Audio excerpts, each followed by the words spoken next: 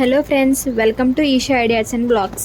ఈరోజు మనం ఎంతో రుచికరమైన మునగాకు పప్పు మరియు క్రిస్పీ దొండకాయ ఫ్రై ఎలా చేయాలో చూద్దామా. ముందుగా ఒక కుక్కర్లో 1 కప్పు కందిపప్పు తీసుకొని కొద్దిగా నీళ్లు పోసి బాగా వాష్ చేసుకోవాలి. కడిగిన తర్వాత ఆ నీళ్లను పూర్తిగా వంపేయాలి. ఇప్పుడు ఇందులో 1 కప్పు మునగాకు, తగినన్ని నీళ్లు, ఆ తర్వాత ఒక పచ్చిమిర్చి, కొద్దిగా చింతపండు, రుచికి సరిపడా ఉప్పు, కారం, చిటికెడు పసుపు వేసుకోవాలి. చింతపండు బదులు పప్పు ఉడికిన తర్వాత చివర్లో కొద్దిగా నిమ్మరసం కూడా వేసుకోవచ్చు. అది కూడా మంచి టేస్ట్ ఇస్తుంది. ఇవన్నీ వేసుకొని 4 విజిల్స్ వచ్చే వరకు ఉడికించుకోవాలి. ఇప్పుడు దొండకాయ ఫ్రై కోసం దొండకాయలను వీడియోలో చూపిస్తున్న విధంగా పొడవుగా కట్ చేసుకొని చిటికెడంత పసుపు, రుచికి సరిపడా ఉప్పు, కారం వేసుకొని బాగా కలుపుకోవాలి. జీలకర్ర, కొద్దిగా కార్న్ఫ్లోర్, శనగపిండి, ఆయిల్, నిమ్మరసం. మీ దగ్గర కార్న్ఫ్లోర్ లేకపోతే బియ్యం పిండిని కూడా యూస్ చేసుకోవచ్చు. దానివల్ల కూడా దొండకాయ ఫ్రై ఇంకా క్రిస్పీగా వస్తుంది. మీకు ఇష్టం ఉంటే చిటికెడు గరం మసాలా లేదా ధనియాల పొడి కూడా యూస్ చేసుకోవచ్చు.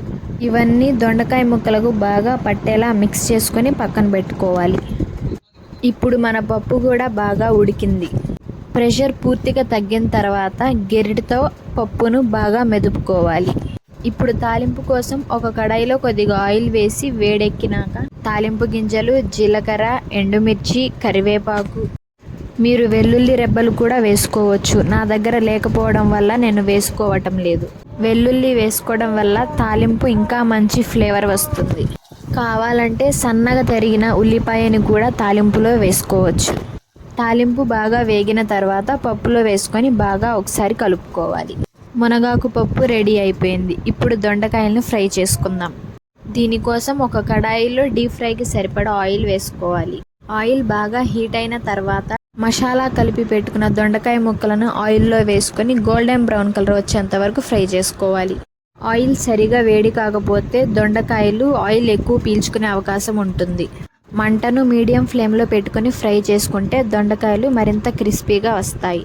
నేను చివర్లో కొద్దిగా పల్లీలు మరియు కరివేపాకు ఫ్రై చేసుకొని వీటిలో కలుపుకున్నాను. మీ దగ్గర పల్లీలు లేకపోతే కొద్దిగా నువ్వులను వేయించుకొని వాటిలో మిక్స్ చేసుకోవచ్చు.